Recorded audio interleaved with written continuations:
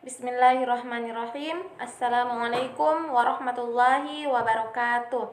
Perkenalkan, nama saya Amira Bahrun, Prodi Pendidikan Agama Islam Fakultas Tarbiyah dari kelompok 2. Pada video ini, saya akan membahas mengenai prosedur penerapan strategi pembelajaran kognitif.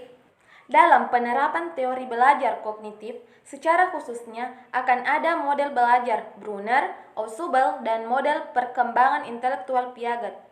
Adapun secara umum, penerapan teori belajar kognitif dalam pembelajaran.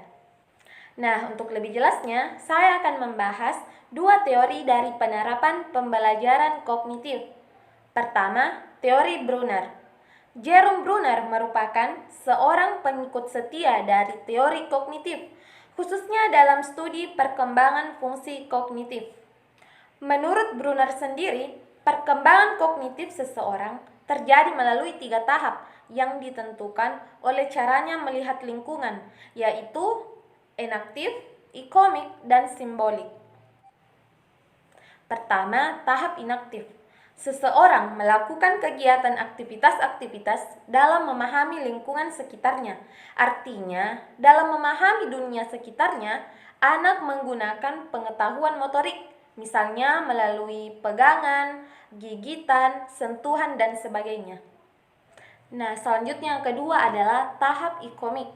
Seseorang memahami objek-objek atau dunianya melalui gambar-gambar visualisasi verbal. Maksudnya, dalam memahami dunia sekitarnya, seorang anak atau pelajar belajar melalui bentuk perumpamaan atau tampil dan perbandingan atau komparasi. Nah, selanjutnya yang ketiga adalah tahap simbolik atau tahap yang terakhir. Seseorang telah mampu memiliki ide-ide atau gagasan-gagasan abstrak yang sangat dipengaruhi oleh kemampuannya dalam berbahasa dan berlogika.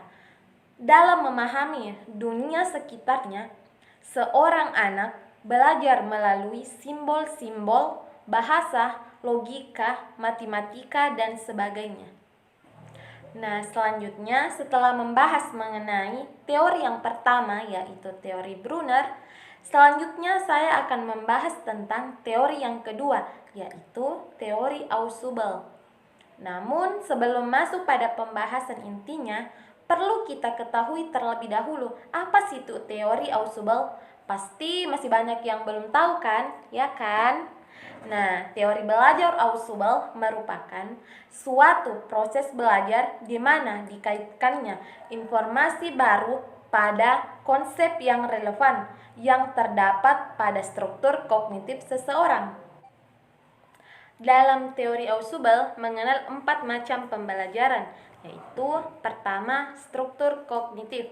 Struktur kognitif adalah struktur organisasional dalam ingatan yang mengintegrasikan unsur-unsur pengetahuan yang terpisah dalam suatu unit konseptual. Maksudnya adalah suatu proses belajar akan terjadi jika peserta didik mampu mengsimulasikan pengetahuan yang telah dimilikinya dengan pengetahuan yang baru, sehingga secara tidak langsung sistem dapat aktif dalam pembelajaran. Yang kedua adalah subsumptive sequence. Dikatakan bahwa pengetahuan di organisasi dalam ingatan. Demikian juga pengetahuan yang lebih dulu oleh seseorang akan dapat memudahkan mencari pengetahuan yang baru yang lebih rinci. Dengan ini akan dapat menjadikan proses belajar lebih bermakna bagi peserta didik. Yang ketiga adalah advanced organizer. Advanced organizer adalah sebuah informasi yang disajikan sebelum pembelajaran yang dapat digunakan oleh peserta didik untuk menyusun dan menafsirkan informasi baru. Jika ditata dengan baik, advanced organizer akan memudahkan siswa atau peserta didik mempelajari materi pelajaran yang baru. Yang keempat adalah skemata. Skemata berfungsi untuk mengintegrasikan unsur-unsur pengetahuan yang terpisah-pisah atau sebagai tempat mengaitkan pengetahuan yang baru. Skemata itu sendiri memiliki fungsi asimilatif Artinya, skemata berfungsi untuk mengasimilasikan pengetahuan ke dalam hierarki pengetahuan. Dengan kata lain, skemata yang dimiliki oleh seseorang atau seorang peserta didik menjadi penentu utama terhadap pengetahuan atau pembelajaran apa yang akan dipelajari oleh peserta didik. Nah, itulah pemaparan materi mengenai prosedur penerapan pembelajaran kognitif yang menyangkut dua teori, yaitu teori Brunner dan teori Ausubel. Saya akan mengutip sebuah hadis yang insya Allah akan menambah semangat kolbul ilmah atau semangat kita dalam menuntut ilmu. Sungguh para malaikat merendahkan sayapnya sebagai keridhaan kepada penuntut ilmu.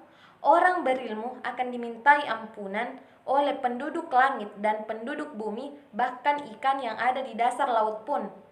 Hadis riwayat Abu Daud, Tirmizi, dan Ibnu Majah. Semoga dengan adanya video ini dapat bermanfaat dan dapat menambah wawasan kita semua. Demikian, lebih dan kurangnya mohon dimaafkan. Wallahul muwaffiq ila aqwamit thoriq. Wassalamualaikum warahmatullahi wabarakatuh.